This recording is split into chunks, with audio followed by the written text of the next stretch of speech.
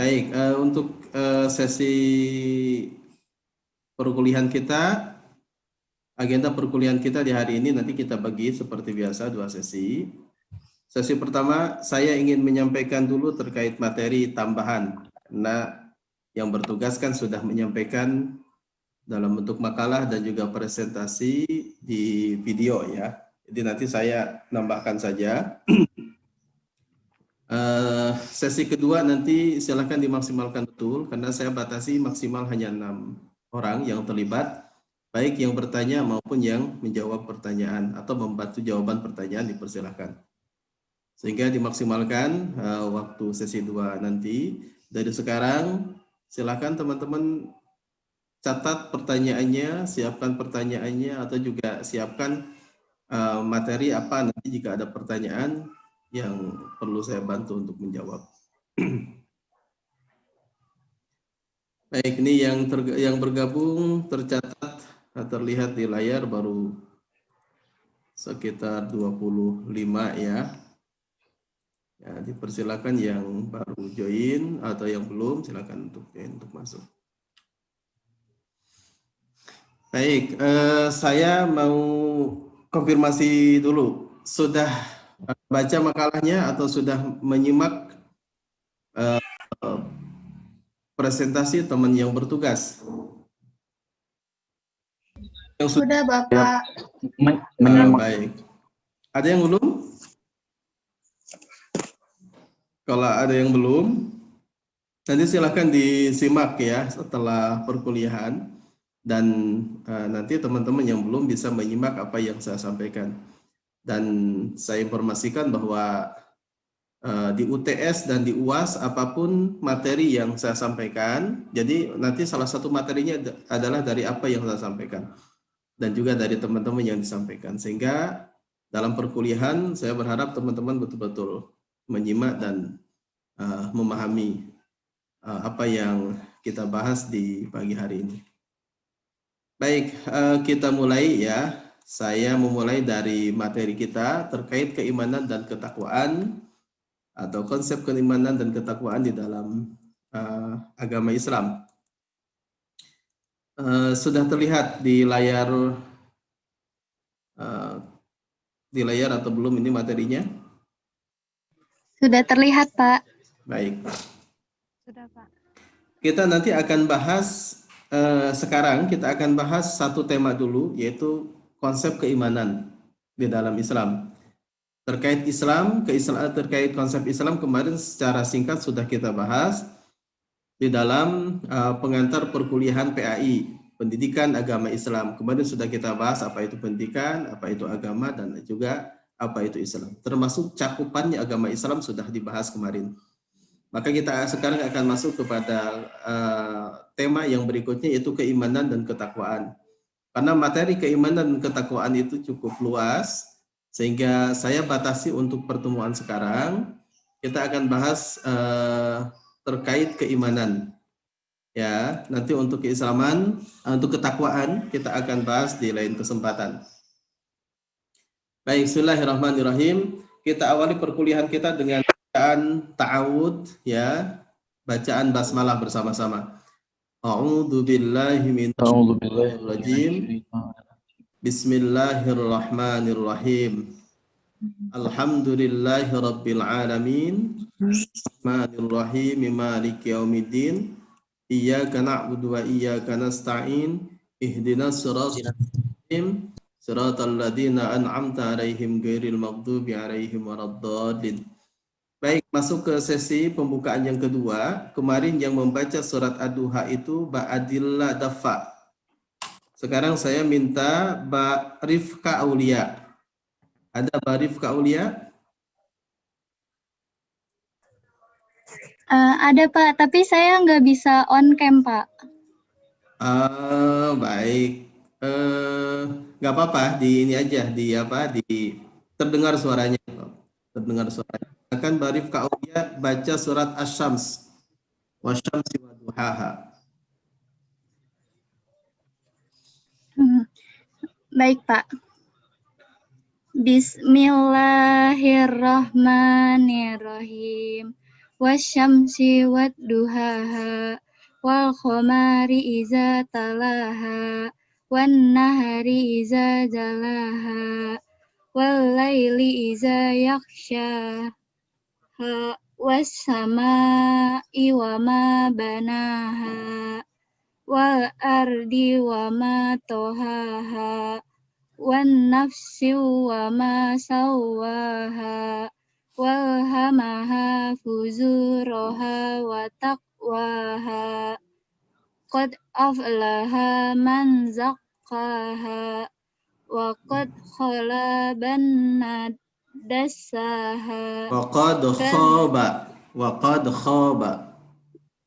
wa qad khaba ban dassaha kazzabat samudu bitaqwaha izim ba'asha ashqaha faqala lahum rasulullahi naqatallahi wa suqyaha faqazzabuhu fa'aqaruha fadamdama alaihim rabbuhum bizambihim fasawaha fala yakhafu uqbaha sadaqallahul azim. Baik, alhamdulillahirabbil alamin. Dirutinkan tilawahnya ya untuk semuanya. Setiap hari minimal ya ba'da sholat ya, tilawah Al-Qur'an. Baik, bismillahirrahmanirrahim. Kita masuk ke materi kita terkait keimanan, konsep keimanan di dalam agama Islam dan juga ketakwaan. Kita bahas terkait keimanan. Ya, pertanyaan pertama yang perlu kita jawab adalah terkait apa itu iman. Ya, ini harus paham dulu terkait apa itu iman. Karena semua hal itu harus dipastikan paham terkait ta'rif. Paham terkait apa yang bersangkutan, apa hal itu apa begitu kan, termasuk iman itu apa, itu harus paham dulu ya. Apapun harus berangkat dari definisi, apapun harus berangkat dari pengertian.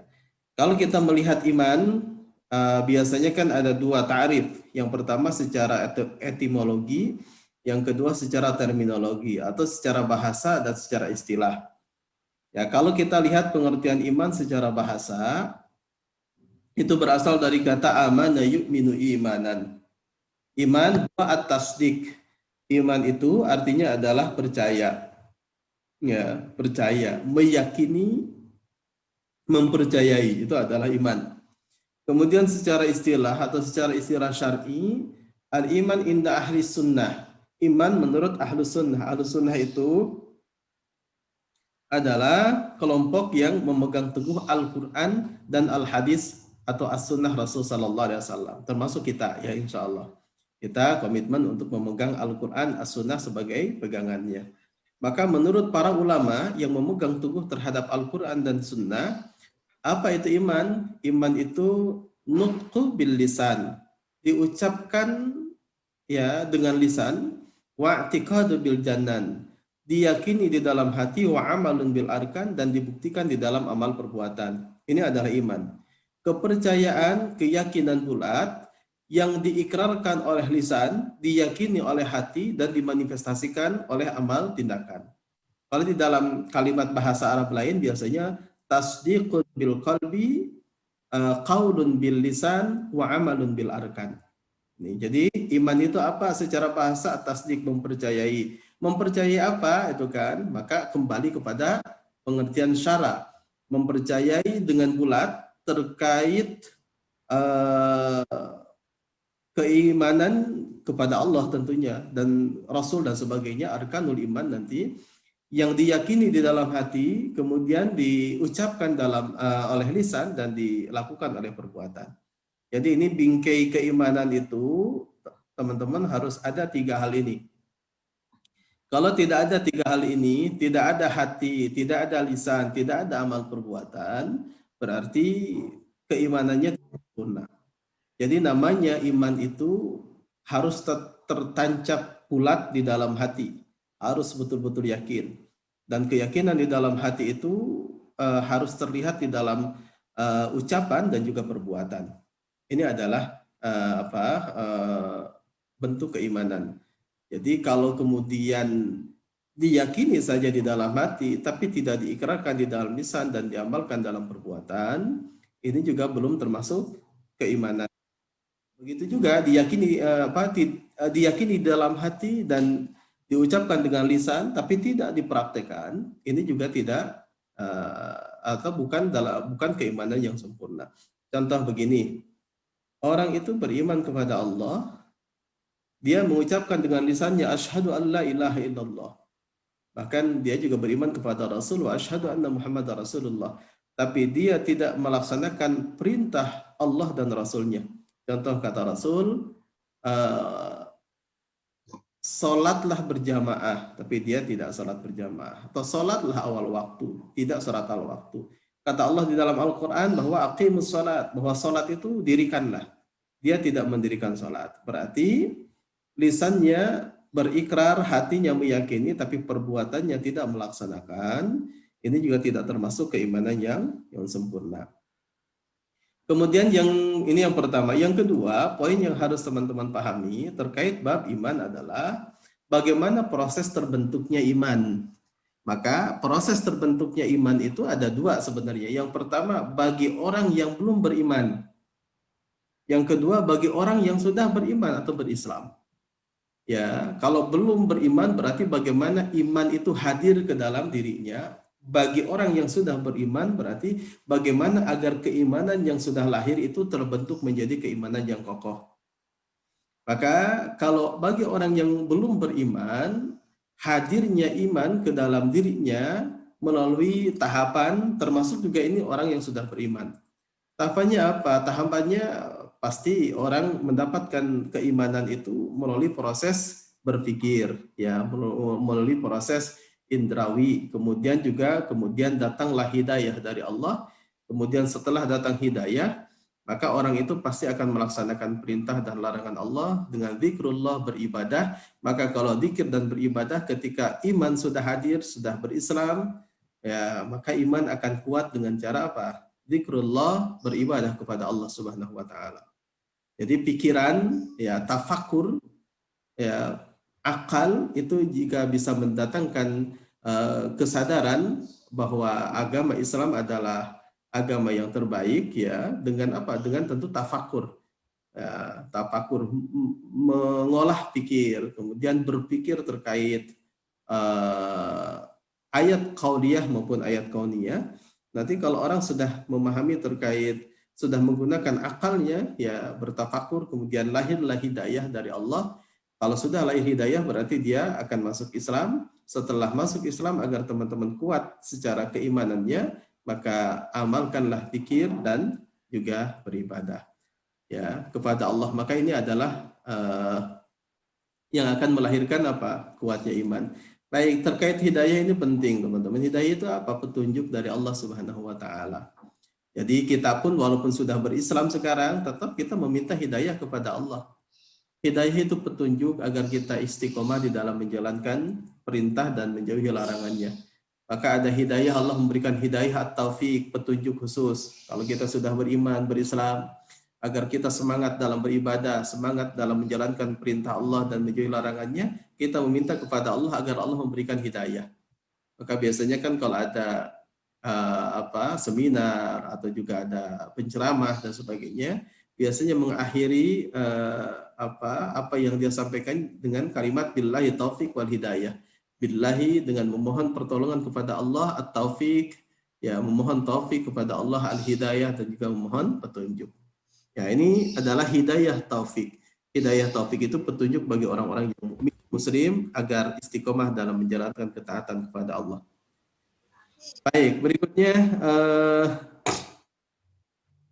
jalan menemukan iman, ya, ini bisa dengan mengolah akal, bertafakur. Tafakur itu menggunakan dua piranti. Yang pertama adalah ayat-ayat qauliyah, yang kedua adalah ayat-ayat kauniyah. Orang akan mendapatkan hidayah, petunjuk dari Allah ketika dia memahami ayat-ayat Allah, Al-Quran dan Al-Hadis. Kalau kita sudah beriman kepada Allah kemudian kita malas beribadah, maka dia akan timbul semangat ibadah ketika dia banyak membaca Al-Quran dan banyak membaca hadis-hadis Rasul Sallallahu Alaihi Wasallam. Begitu juga ayat-ayat kauniyah. Ayat-ayat kauniyah itu adalah alam semesta dan diri kita. Kalau kita memahami betul siapa diri kita, maka kita akan kembali kepada Allah Subhanahu wa taala. Man arafa nafsahu faqad arafa rabbah. Barang siapa yang mengenal dirinya, dia akan mengenal Tuhannya. Contoh teman-teman begini. Kita tahu banyak di antara kita itu yang sekarang sakit. Ya, apalagi sekarang di wabah corona kan. Yang diserang apa? Yang diserang kan paru. Ya, yang diserang itu paru. Ya, paru diserang oleh virus corona, kemudian menyebabkan rusak paru dan ya ada yang kemudian diobati sehat, tapi juga qadarullah ada yang wafat. Ya, jadi kalau kita memahami fungsi paru luar biasa, maka perintahnya dalam Al-Quran dan dalam hadis Rasul menyampaikan jagalah diri, bahkan menjadi maqasidus syariah itu apa? Hifdun nafs, menjaga jiwa kita. Jangan sampai kita kemudian terjerumus pada hal-hal yang membahayakan diri kita.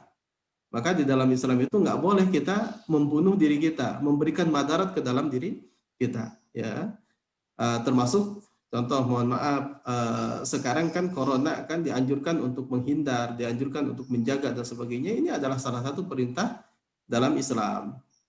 Kita lihat sekarang ada barang yang banyak digemari, yaitu rokok. Rokok pun banyak kita paham, tulisannya bahkan ngeri kan. Rokok itu tulisannya apa? Merokok adalah membunuhmu. Sekarang kalau dulu kan menyebabkan kanker dan sebagainya. Itu berarti rokok juga tidak bermanfaat banyak ya. Banyak menimbulkan madarat. Maka dalam Islam hukumnya rokok kan ada yang mengharamkan, ada yang memakruhkan.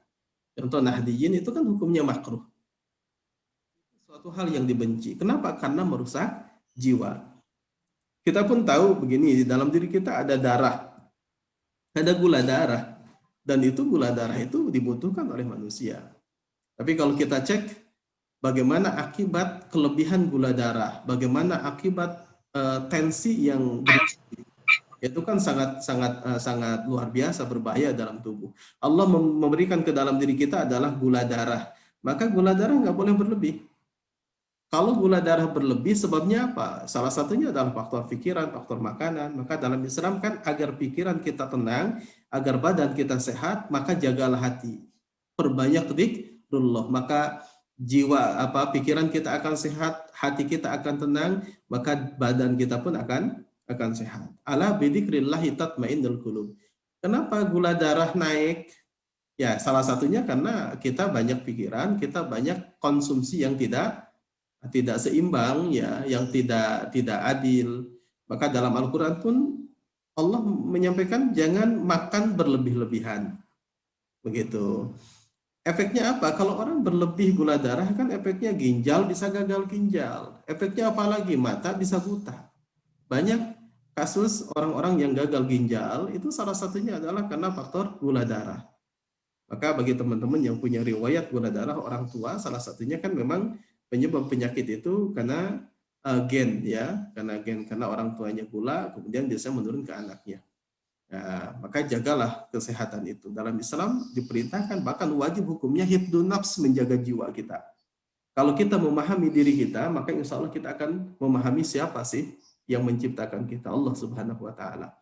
Maka jalan menuju iman adalah dengan cara teman-teman perbanyak tadabbur Al-Qur'an, perbanyak baca dan pahami hadis dan juga Al-Qur'an dan alam semesta dan diri sendiri.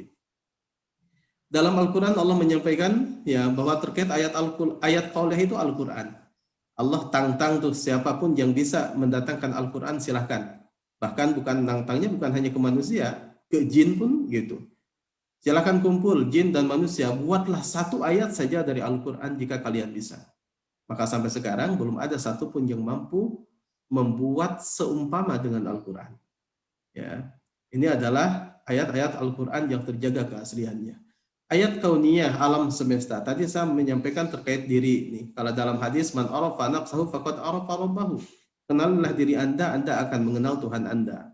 Nah, begitu juga ayat kauniyah kita lihat bagaimana Nabiullah Ibrahim menemukan Allah, bahwa Allah yang mengatur bulan, bintang, dan matahari setelah Nabi Ibrahim kemudian melihat alam semesta ini, melihat bulan, melihat bintang, dia mengatakan Tuhannya, melihat bulan, mengatakan Tuhannya, Tuhan bulan pergi, dia mengatakan Tuhan nggak mungkin pergi, melihat matahari, dia mengatakan ini lebih besar, bercahayanya banyak, ini Tuhanku. Setelah matahari pergi, kemudian dia mengatakan Tuhanku tidak pergi.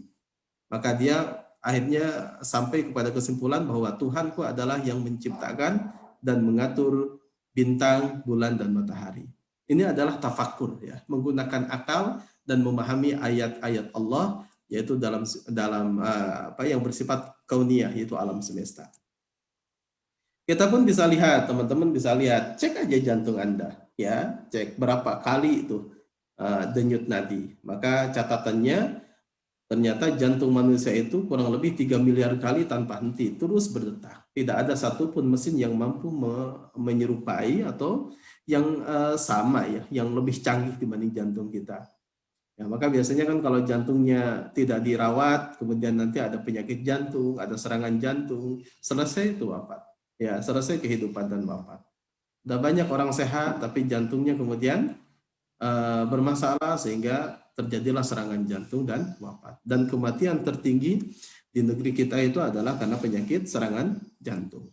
Maka ini pun diperintahkan oleh Allah dan Rasulnya untuk jaga diri kita, ya. Ini yang kedua. Yang kedua terkait apa? Terkait bagaimana proses terbentuknya iman. Baik bagi orang yang tadinya belum beriman ataupun bagi kita yang sudah beriman. Poin ketiga yang perlu teman-teman pahami adalah terkait bab iman. Apa sih tanda-tanda orang beriman? Nah, ini untuk mengukur kita. Teman-teman sudah sejauh mana keimanannya? Cek aja di dalam poin-poin yang saya sampaikan ini. Ya, coba kita lihat. Yang pertama, kriteria atau karakter orang beriman itu adalah orang-orang yang telah beriman kepada 6 pondasi. Ini saya baru mencatat 5, kurang 1, ya. Ya, pertama al-imanu billah, orang itu beriman kepada Allah, insya Allah kita sudah. Yang kedua iman kepada malaikat Allah. Malaikat Allah itu kan ada 10, ya, ada 10 yang wajib diketahui. Jibril, Mikail, Israfil, Ijrail, dan sebagainya. Ya, ada tugas-tugasnya, teman-teman harus memahami. Iman kepada kitab Allah. Kitab Allah yang sifatnya samawi, Al-Quran, Taurat, Injil, Zabur, ada suhuf, ya. Iman kepada Rasulullah, Rasul-Rasul Allah yang 25 yang wajib kita ketahui. Iman kepada hari akhir. Dan yang terakhir, yang ke-6 adalah al-imanu bil qadar, iman kepada takdir, ketetapan Allah Subhanahu wa taala. Jadi apapun yang menimpa kita, maka kita orang beriman meyakini bahwa itu adalah atas kehendak Allah. Kalau kita sudah beriman ini berarti 1, kita masuk kriteria sebagai orang mukmin. Kita cek, masuk atau belum kita ke ciri yang kedua. Di dalam surat Al-Hujurat ayat 15, Allah menyampaikan innamal mu'minun. Orang-orang yang beriman itu hanyalah 1, alladzina amanu billahi wa rasulih, orang yang beriman kepada Allah dan Rasulnya tanpa ragu. Ya, ini sudah masuk ke kriteria pertama tadi. Yang kedua, orang-orang yang berjihad bi amwalihim wa anfusihim fi sabilillah. Orang-orang yang berjihad di jalan Allah dengan harta dan jiwa. Jihad di dalam Islam itu kan bukan hanya tempur, bukan hanya perang. Jihad itu adalah kesungguhan. Jadi siapapun di antara teman-teman yang sungguh-sungguh menjalankan perintah Allah dan Rasulnya dengan harta dan jiwanya, maka itu termasuk jihad. Contoh, kita kemudian punya harta, dan harta kita gunakan untuk membangun pesantren, untuk membangun panti asuhan, untuk membantu kaum duafa. Itu termasuk jihad. Ya, dan orang ini berarti orang-orang yang siddiq, orang-orang yang betul keimanannya kepada Allah. Tapi kalau ada orang yang pelit, ya merege hese, ya, cap jahe, pokoknya sulit berbagi, nah itu dipertanyakan terkait keimanannya. Itu maka disebutkan orang-orang yang beriman kepada Allah tanpa ragu, orang-orang yang jihad, orang-orang yang bersungguh-sungguh, ya, mengorbankan hartanya di jalan Allah, dan bahkan waktunya banyak dipakai untuk thalabul ilmi dan untuk beribadah kepada Allah Subhanahu wa taala, Mereka lah disebut ulaika humus shadiqun. Mereka itu adalah orang-orang yang benar. Nah ini, jadi yang kedua tandanya ini. Teman-teman sudah masuk atau belum di sini? Sudahkah teman-teman menjadi orang-orang yang ketika Allah memberikan rezeki suka berbagi dengan temannya? Sudahkah teman-teman masuk kepada orang-orang yang banyak waktunya ibadah kepada Allah untuk thalabul ilmi, mencari ilmu, dan juga yang kegiatan positif yang lainnya? Oke, kita lihat kriteria yang ketiga, masuk atau tidak kita. Innamal mu'minun, sesungguhnya orang-orang yang beriman hanyalah satu, idza dzukirallah wajilat qulubuhum. Ya, siapa orang-orang yang beriman? Orang-orang yang suka zikrullah. Dan dengan zikrullah itu kemudian hatinya itu bergetar. Dia sangat mencintai Allah, dia sangat mencintai Rasul, bahkan dia sangat ingin berjuang dengan Allah dan Rasulnya. Ini yang pertama, ya. Hatinya bergetar ketika dia memperbanyak zikrullah. Yang kedua, wa idza tuliyat 'alaihim ayatuhu zadatuhum imana. Orang-orang yang istiqomah interaksi dengan Al-Qur'an, suka membaca Al-Qur'an, suka memahami Al-Qur'an, maka dipastikan orang-orang yang suka interaksi dengan Al-Qur'an, imannya Allah akan tambah. Jadi ini menggambarkan bahwa iman itu bisa bertambah dengan apa? Dengan baca Al-Qur'an, memahami Al-Qur'an. Bahkan syukur-syukur kemudian menghafal Quran. Berikutnya, wa 'ala rabbihim yatawakkalun. Bertawakal kepada Allah Subhanahu wa taala. Apa tawakal? Tawakal itu menyerahkan apapun hasil usahanya, hasil ikhtiarnya kepada Allah. Ya, dia betul-betul semua terkait keputusannya serahkan kepada Allah. Ini adalah tawakal. Kemudian alladzina yuqimuz shalat, orang-orang yang mendirikan salat. Ya, salat itu dilaksanakan dengan khusyuk, dilaksanakan dengan berjamaah, dilaksanakan di awal waktu. Kalau mbak-mbak nih, ya kalau tidak sekarang tidak bisa salat berjamaah, minimal laksanakan di awal waktu. Walaupun salatnya di rumah. Gitu. Karena musim Covid ini kan banyak. Wa mimma razaqnahum yunfikun, yang terakhir gemar berbagi, gemar berinfak. Jadi Allah menyebutkan kita termasuk orang bertakwa itu kalau beriman itu kalau apa? Satu, zikrullah. Yang kedua, suka membaca ayat Al-Quran. Ketiga, tawakal kepada Allah. Keempat, istiqomah menjalankan salat dengan khusyuk dan berjamaah awal waktu. Yang kelima adalah orang-orang yang suka berbagi. Maka di dalam ayat terakhir, ulaika humul mu'minuna haqqan. Mereka itulah orang-orang yang beriman dengan keimanan yang sebenar-benarnya. Nah, ini kita bisa ngecek. Teman-teman sudah nggak masuk di sini. Ya, kalau belum, mari kita tingkatkan. Baik, berikutnya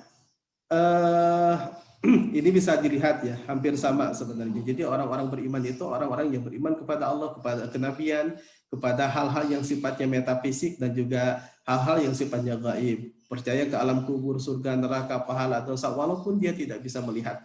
Yang sifatnya sam'iyah, hanya bisa didengar, dia beriman. Ruhaniyah yang sifatnya ruhani, ya malaikat, jin, iblis, setan dan sebagainya, dia meyakini. Karena itu ada dalam Al-Quran dan Al-Hadis Rasul Sallallahu Alaihi Wasallam. Ya, kalau ini hampir sama, jadi arkanul iman ya.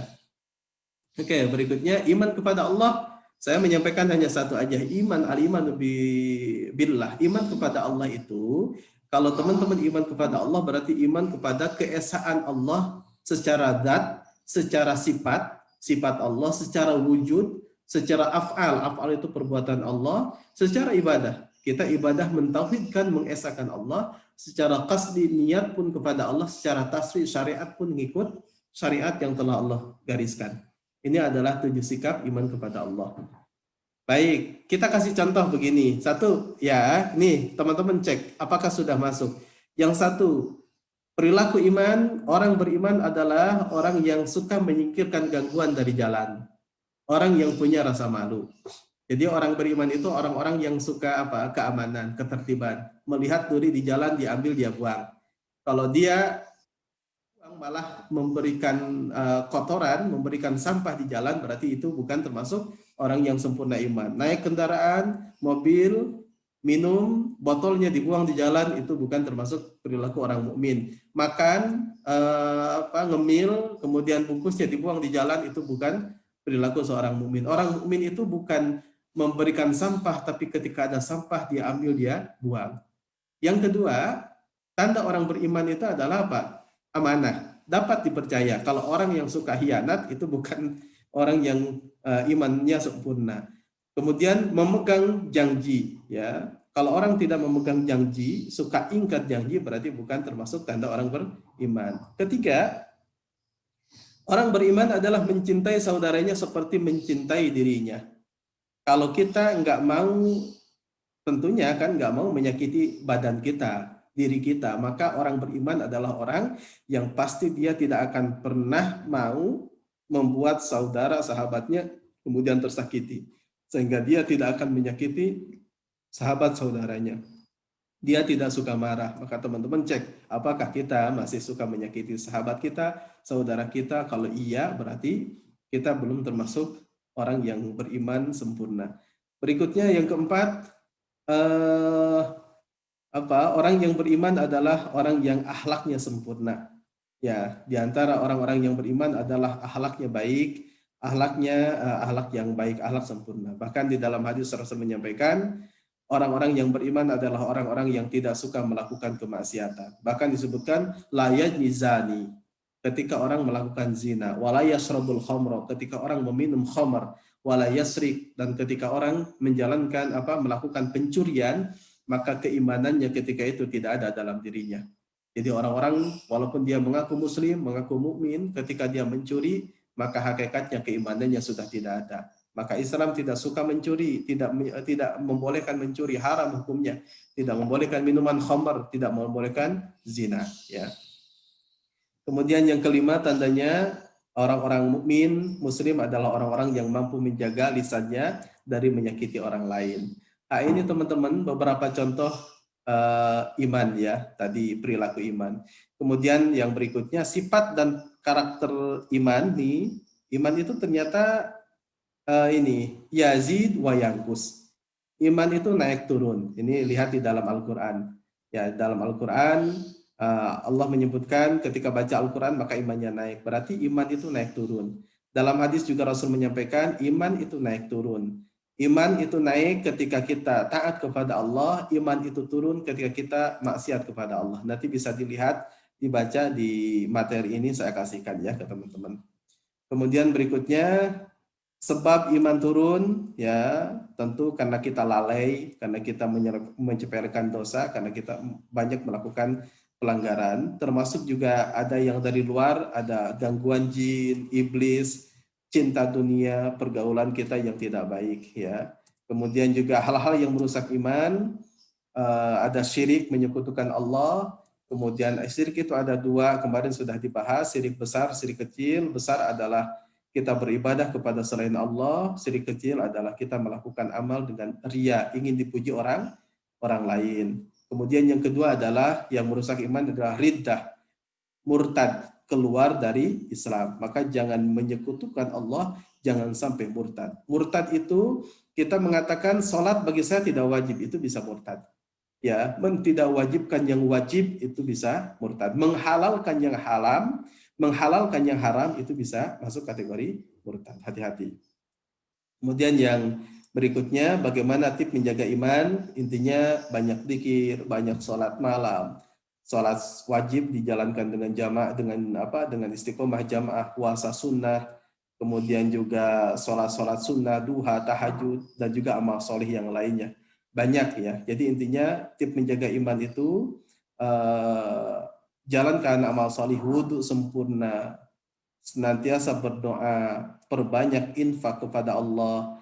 Ya, ini adalah diantara cara bagaimana kita iman. Bagaimana pengaruh iman dalam orang yang punya iman kuat, insya Allah dia akan tenang, dia akan aman, nyaman, tidak gelisah, bahkan tidak ada keraguan-raguan. Dia akan senang tafakur, berpikir terkait Allah dan alam semesta, bahkan dia akan mengenal dirinya dan mengenal Allah Subhanahu wa Ta'ala.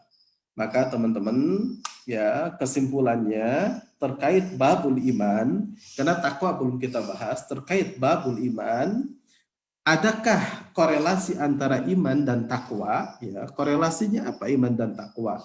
Saya belum membahas iman, ini baru korelasinya. Maka bagaikan pohon ini.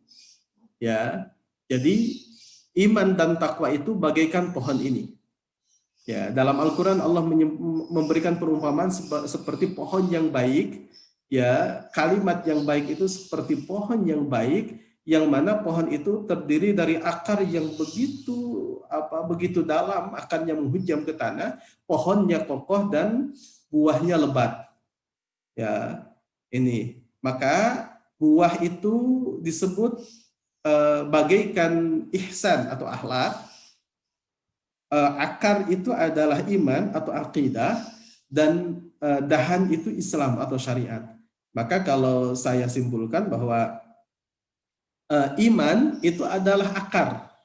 Yang kita bahas terkait keimanan itu adalah akar akidah, keyakinan yang kokoh kepada Allah, Rasul, dan sebagainya. Sementara takwa itu kaitannya dengan Islam dan ihsan. Jadi takwa itu mencakup iman dan Islam, mencakup amaliyah. Nggak mungkin orang beriman kepada Allah yang kokoh, ya, tapi dia tidak bertakwa. Tapi juga tidak disebut bertakwa yang melakukan ihsan, berakhlak baik, tapi dia tidak beriman. Jadi ini memang kaitannya sangat kuat, ya. Iman dan takwa itu saling keterkaitan. Iman itu adalah keyakinan yang sifatnya umum dan juga perilaku dan ucapan, sementara takwa itu lebih ke buahnya, lebih ke amaliyahnya. Baik teman-teman, ini sesi pertama, ya. Kita akan lanjut ke sesi kedua, nanti tanya jawab. Sebentar lagi ini Zoom-nya mau habis. Silahkan dipersiapkan apa yang mau ditanyakan untuk didiskusikan di sesi yang kedua. Baik, demikian. Assalamualaikum warahmatullahi wabarakatuh. Waalaikumsalam warahmatullahi wabarakatuh. Waalaikumsalam warahmatullahi wabarakatuh.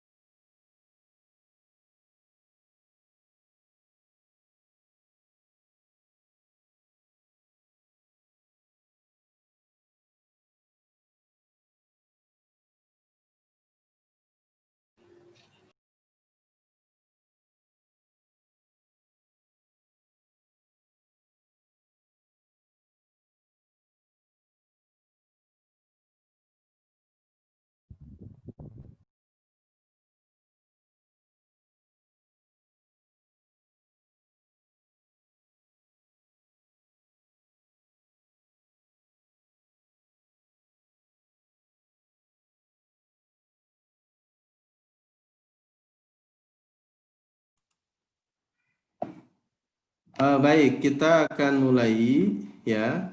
Kita akan mulai diskusi kita. Saya cek dulu Mas Tauhid Arta hadir, Mbak Rifka dan Mbak Ulia sudah hadir, sudah masuk di di Zoom. Azan saya sudah hadir, Pak. Baik, Mas Ajan, jadi siapkan ya, nanti siapapun yang bertanya, pertanyaannya, nama dan NIM-nya. Dan nanti silakan yang bertugas untuk Pak. saya, siapa yang terlibat dalam diskusi kita. Baik, kita akan buka diskusi kita. Sekarang dicatat dulu 3 penanya. Dicatat dulu 3 penanya. Silakan yang bertanya langsung Saya, saja. Pak. Satu siapa? Saya, Pak. Saya, Oke. Pak. Saya, Pak. Saya, Satu, Pak. Mbak Siti. Mbak Siti hadir tadi? Saya, Pak. Boleh, Pak. Ada Siti? Ada, Pak. Oke. Yang kedua Imam. Mas Imam. Saya, Pak. Terima kasih, Yang Pak. ketiga Terima kasih, Batasya. Tasya, ada Tasya? Pak. Mbak Ulfa. Ya, nanti Saya, Pak. silakan. Oke. Ini baru 4 ya, baru 4. Siapa lagi? Saya, Pak. Saya, Pak. Pak. Saya, Pak. Mbak Okta sama Mbak Farah ya. Mbak Farah. Jadi 6 orang sudah saya minta untuk apa ya? Bukan Mbak Okta, Mas Okta ya. Mas Okta ya. Oke. Baik, sekarang silakan dari Mbak Siti Sarah. Nanti dicatat ya yang bertugas pertanyaannya apa. Baik Pak, Silakan. Assalamualaikum warahmatullahi wabarakatuh. Saya Siti Sarah dan 15120007 mau bertanya. Tadi dijelaskan tentang untuk menambah keimanan adalah dengan membaca Al-Quran dan memahami isi Al-Quran. Nah, pertanyaan saya adalah, apakah iman seseorang akan bertambah jika ia hanya suka menghafal Al-Quran namun belum bisa memahami isi Al-Quran tersebut dengan benar? Baik.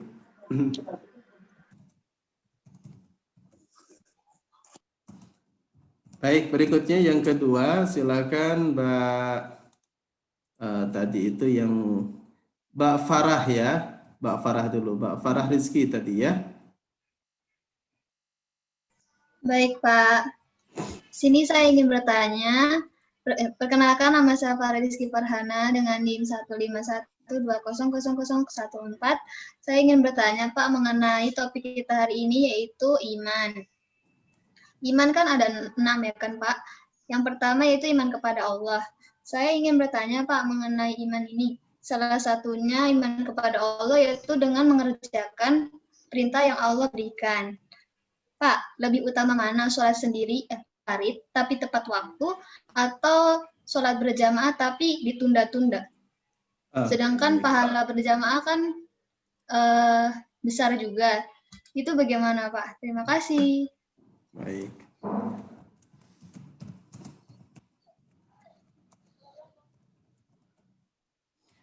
Yang ketiga, silakan di pertanyaan Batasya ya. Batasya Hayya, silakan. Baik, Pak. Saya Tasya Linda dengan NIM 1512024. Saya ingin bertanya, salah satu cara untuk meningkatkan keimanan adalah dengan sering-sering mendekatkan diri dengan Al-Quran, membaca Al-Quran ataupun mempelajarinya. Nah, bagaimana jika seseorang itu sering membaca Al-Quran dan sering mempelajari Al-Quran, namun dalam kehidupan sehari-harinya apa yang dia lakukan itu bertolak belakang dengan apa yang ada di dalam Al-Quran. Terima kasih, Pak. Baik.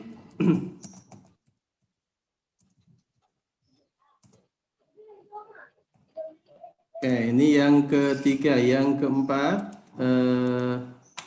tadi masih apa? Mas Okta ya? Ada Mas Okta? Ada, Pak. Oke, silakan. Assalamualaikum warahmatullahi wabarakatuh. Izin bertanya. Silakan. Selain melaksanakan kewajiban dan menjalankan perintah Allah dan Rasul, hal-hal apa saja yang dapat meningkatkan keimanan seseorang, khususnya di kehidupan sehari-hari? Mungkin itu saja, Pak. Mohon maaf, Okta. Gimana? Mic-nya. Bagaimana? Aduh. Apakah sudah terdengar, Pak? Sudah terdengar? Oke, Mas Okta tadi terkait bagaimana meningkatkan keimanan dalam kehidupan sehari-hari. Simpelnya begitu. Kemudian berikutnya yang keberapa? Yang kelima ya. Yang kelima itu tadi siapa? Mbak Ulfa ya? Sudah atau belum Mbak Ulfa? Iya, Pak. Tadi yang Belum, saya Pak. belum ya, Bertanya. silakan. Baik, Pak. Perkenalkan, nama saya Ulfarisa Ramadanti dengan NIM 1512040. Pak, saya ingin bertanya, mengenai keimanan seseorang, dia iman dengan secara lisan, hati, dan tindakan. Tetapi misalnya dia lahir di sebuah lingkungan yang terbiasa dengan menggunakan seperti tabib begitu Pak.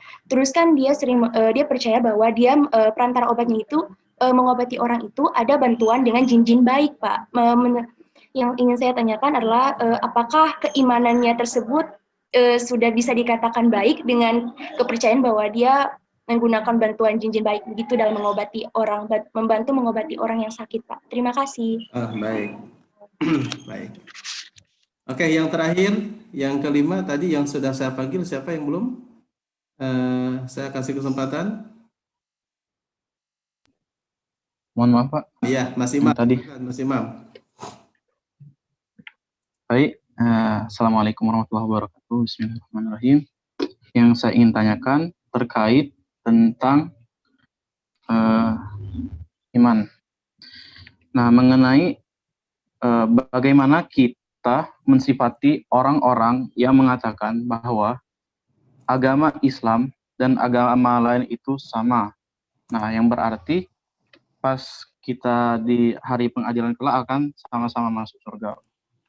Dan bagaimana sikap kita menghadapi hal tersebut. Terima kasih. Baik. Oke, yang bertugas sudah dipahami ini, sudah ditangkap pertanyaannya? Maaf Pak, yang imam, apa ya pertanyaannya? Pertanyaannya yang imam gini, yang imam itu kan ada orang-orang sekarang yang mengatakan bahwa semua agama sama. Semua agama sama dan semua agama masuk surga, agama apapun. Mau Islam, mau Hindu, Yahudi, Kristen, bahkan ya mungkin agamanya ateis pun sama. Intinya semua agama itu sama, semuanya akan masuk surga. Bagaimana sikap kita terkait hal itu? Termasuk bagaimana keimanan kita. Sudah ditangkap ya? Baik, sudah Pak. Baik, teknis jawabannya begini. Pertanyaan, ada 5 pertanyaan tadi kan. Nanti silakan saya minta pertanyaan pertama dijawab oleh 2 orang. Ya, dijawab oleh 2 orang boleh, 1 orang yang presentasi juga boleh. Tapi nanti yang 2 orang silakan untuk apa? Untuk menyiapkan jawaban yang kedua, ketiga, dan berikutnya. Sehingga nanti jedanya tidak terlalu lama. Oke, sekarang pertanyaan yang pertama. Tadi dari siapa tuh? Siapa yang mau menjawab dulu? Ya, nanti saya nambahkan saja. Saya Pak. Oke, tadi pertanyaan siapa yang pertama? Dari Siti Sarah Pak. Dari Siti Sarah. Oke, silakan. Iya, jadi pertanyaannya itu, apakah iman seseorang jika seseorang suka menghafal Al-Quran tetapi tidak memahami isinya dengan baik, apakah iman seseorang itu termasuk baik atau tidak? Menurut saya, sebenarnya masih belum sempurna jika dia dalam menghafal Al-Quran itu dengan ikhlas, terus secara terus-menerus dengan konsisten, sehingga dia kemudian ingin mencari tahu lebih dalam lagi mengenai isi dari Al-Quran itu sendiri, maka secara dengan sendirinya nanti keimanan itu akan muncul di dalam dirinya, begitu Pak. Baik, berarti untuk menghafal Quran saja tanpa memahami, kira-kira mampu nggak membuat iman yang bersangkutan itu menjadi lebih kuat? Belum cukup mampu Pak. Belum tinggal cukup mampu. Dilengkapi saja dengan memahami isinya. Baik, ada yang mau nambahkan?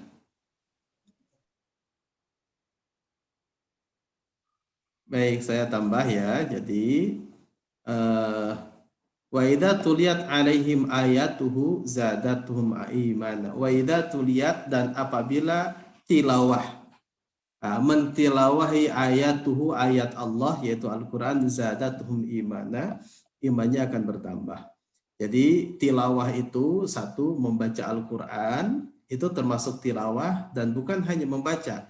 Kalau membaca itu kan kiroah itu membaca toh. Tapi namanya tilawah itu membaca plus juga berusaha sekemampuannya untuk memahami apa yang dikandungnya. Walaupun tahapannya dengan membaca pun insya Allah sebenarnya dapat pahala dan Allah akan menjaga orang yang membaca Al-Quran itu dari gangguan-gangguan termasuk juga gangguan-gangguan keimanan. Gangguan-gangguan iblis, gangguan-gangguan setan. Maka orang-orang yang suka baca Al-Quran walaupun dia tidak paham artinya, ya dia akan Allah jaga dari gangguan jin. Jadi kalau bertanya tadi, apakah dengan membaca Al-Quran akan bertambah iman? Insya Allah, cuman memang belum sempurna. Akan lebih kuat iman kalau kita betul-betul memahami dan syukur-syukur kemudian menghafal. Ya, karena nggak mungkin orang hafal tidak paham bisa mengaplikasikan. Nah, jadi kan contoh, Qul huwallahu ahad, Allahus samad, lam yalid wa lam yulad wa lam yakul lahu kufuwan ahad. Kita paham, kita hafal itu ayat Al-Quran, tapi kita tidak paham artinya apa, ya kita sulit mengaplikasikan.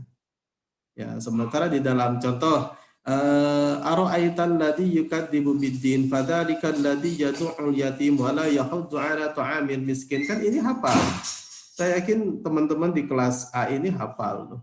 Ya, ara'aital ladzi yukadzibu biddin. Tapi kalau tidak tahu artinya, sulit mengaplikasikan.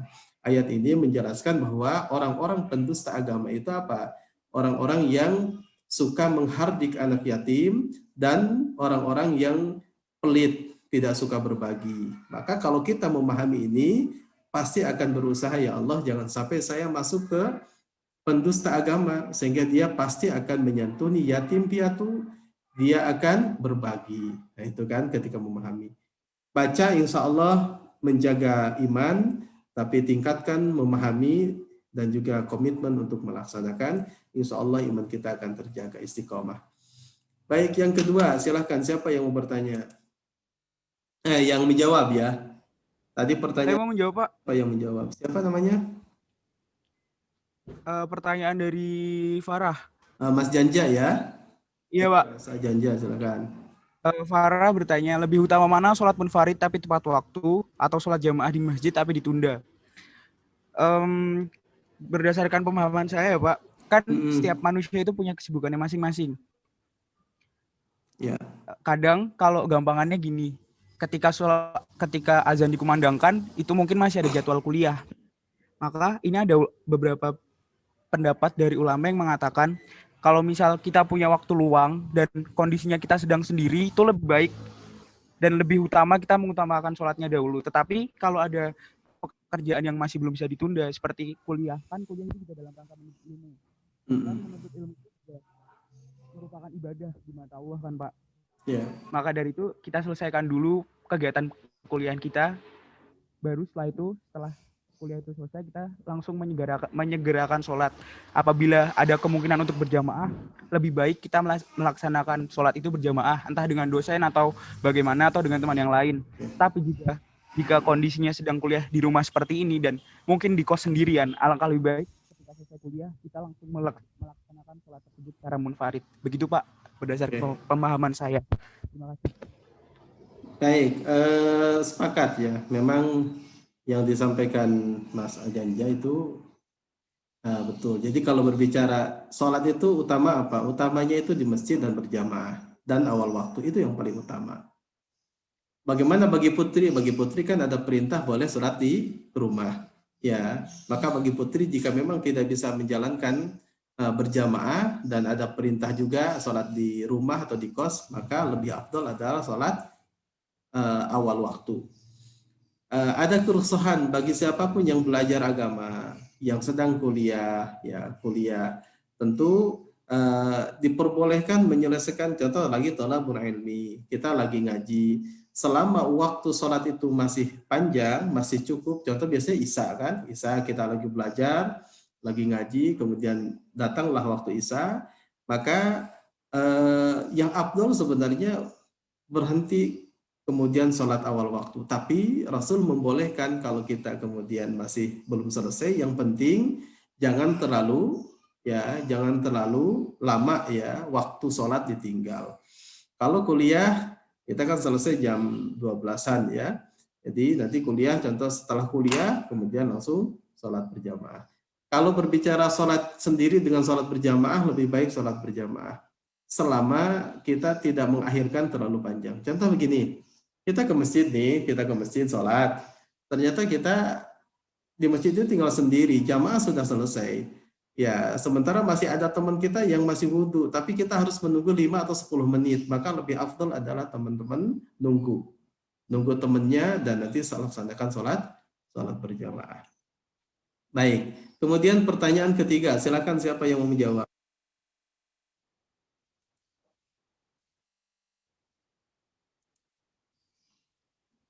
Oke, silakan. Tadi yang belum menjawab, Mbak Rifka hadir? Hadir, Pak. Mbak Aulia hadir? Ada Mbak Aulia. Oke, silakan yang mau menjawab siapa, Mbak? Kalau Mas Ajanja mau jawab juga boleh, silakan. Ya, intinya di antara bertiga, Mbak Aulia, Mbak Rifka, Mbak Mas Ajanja, silakan.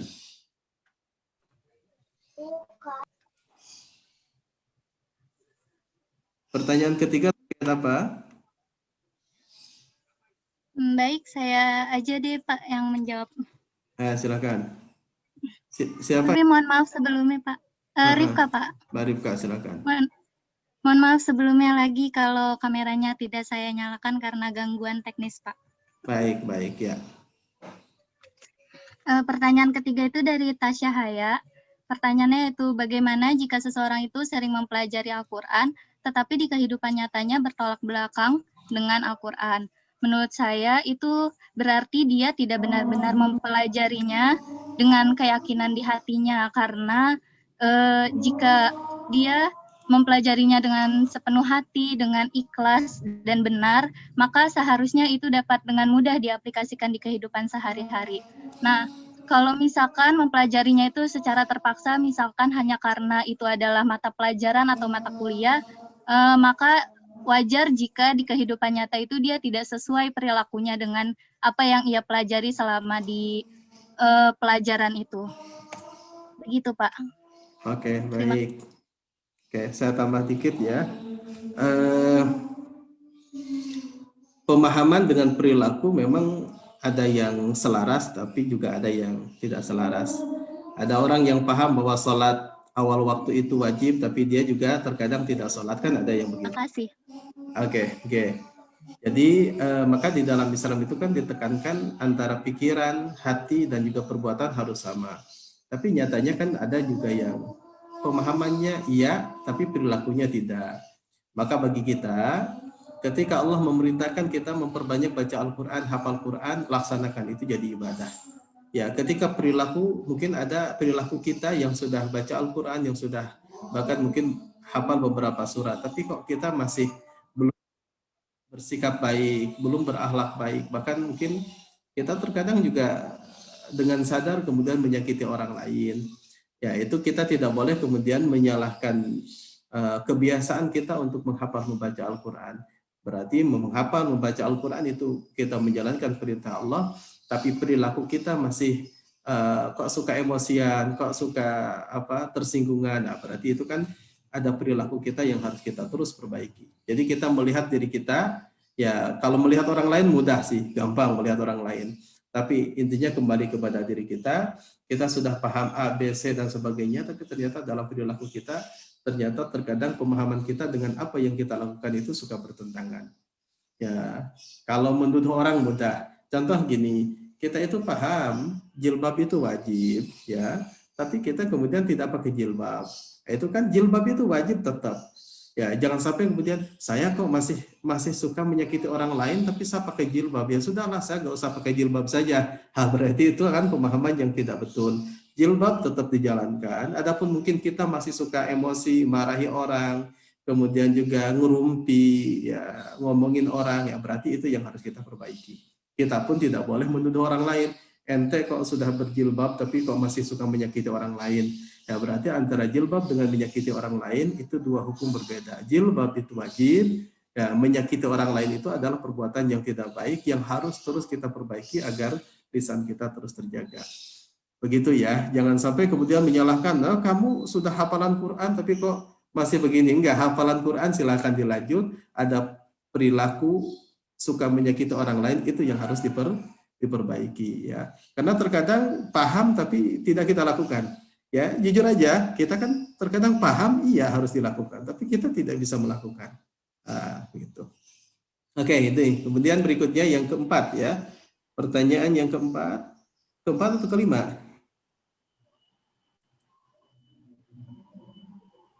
Keempat, Pak. Keempat, silakan. Saya jawab, Pak. Boleh, Saya, boleh. Pak. Siapa yang jawab? Mohon maaf, Aulia, Pak.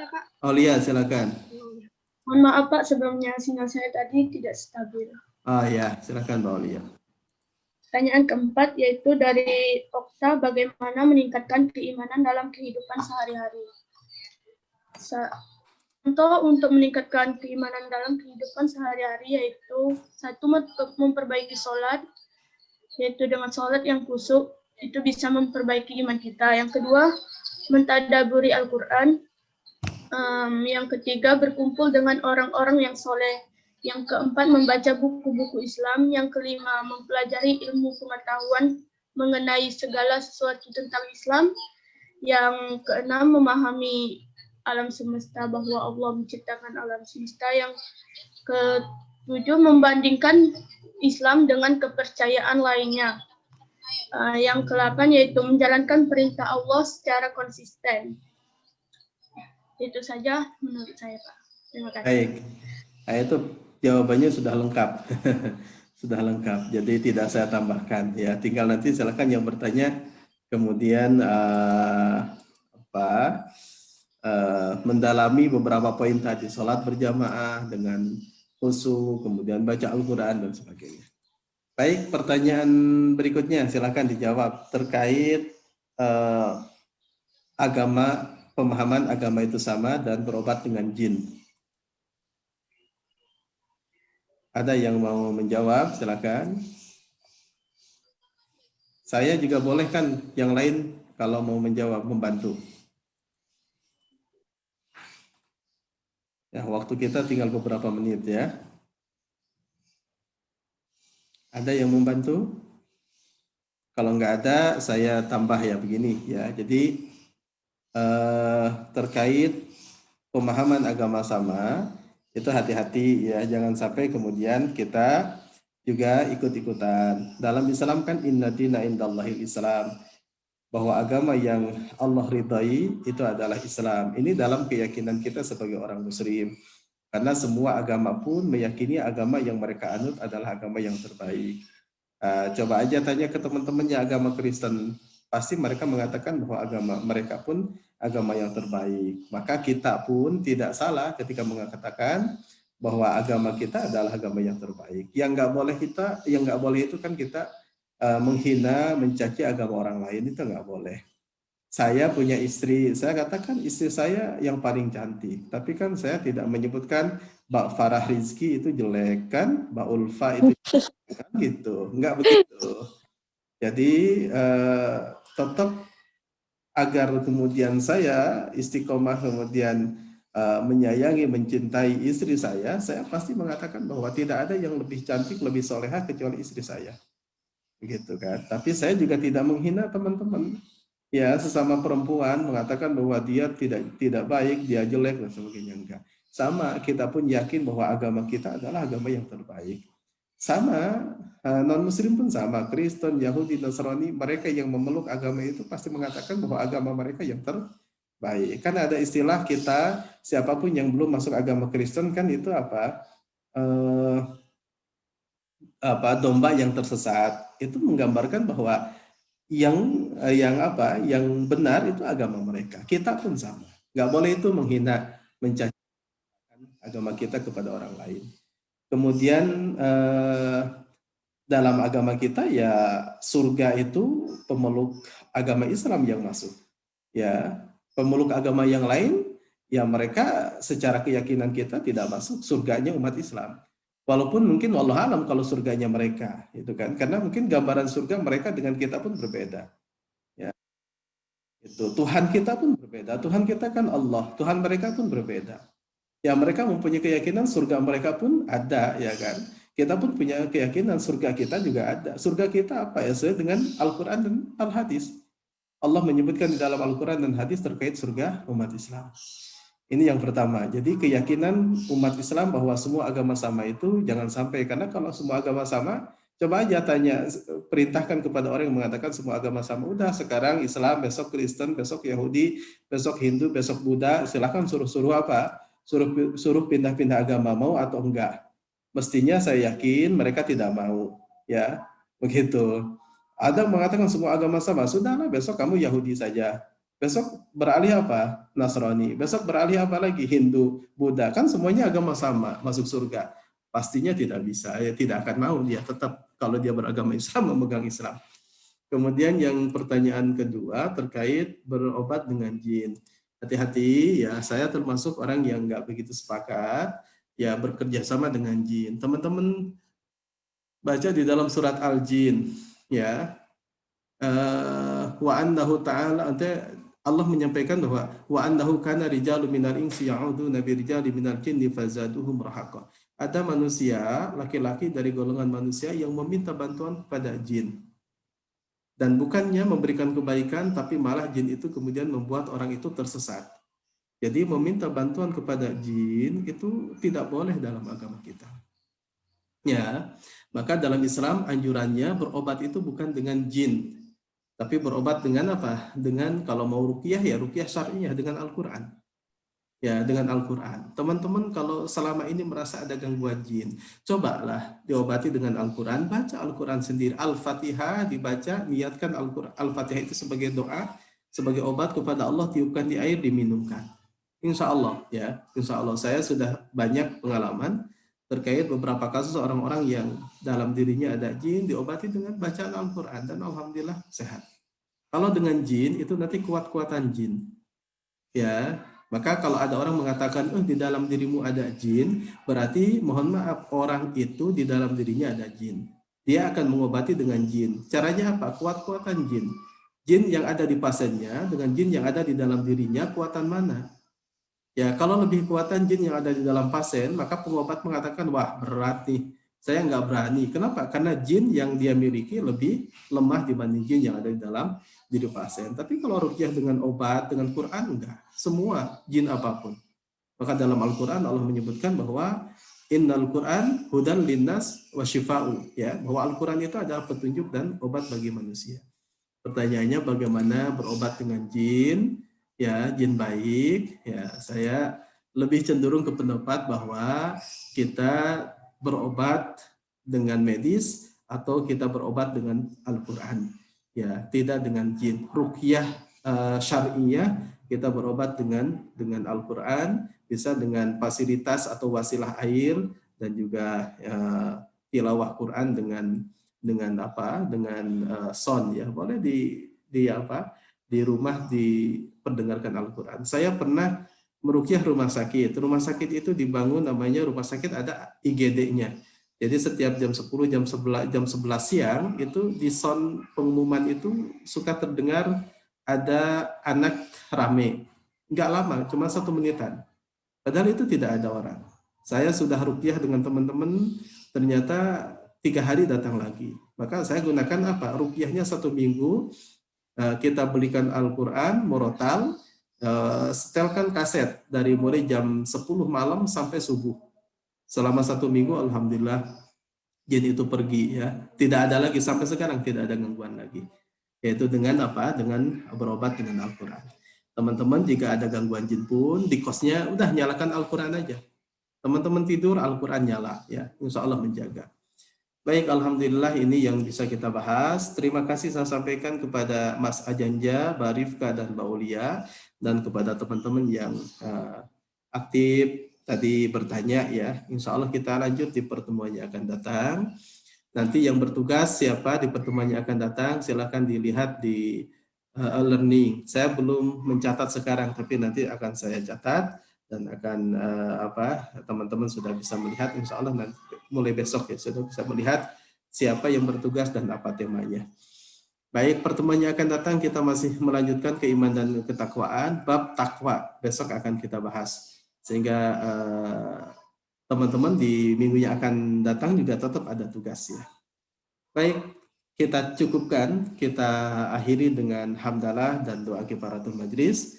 Alhamdulillahirabbil alamin, subhanakallahumma asyhadu an la ilaha illa anta astaghfiruka wa atubu ilaik. Demikian, mohon maaf atas kurangan dan kehilapan. Billahi taufiq wal hidayah. Assalamualaikum warahmatullahi wabarakatuh. Waalaikumsalam warahmatullahi wabarakatuh. Waalaikumsalam warahmatullahi wabarakatuh, Bapak. Terima kasih, Pak.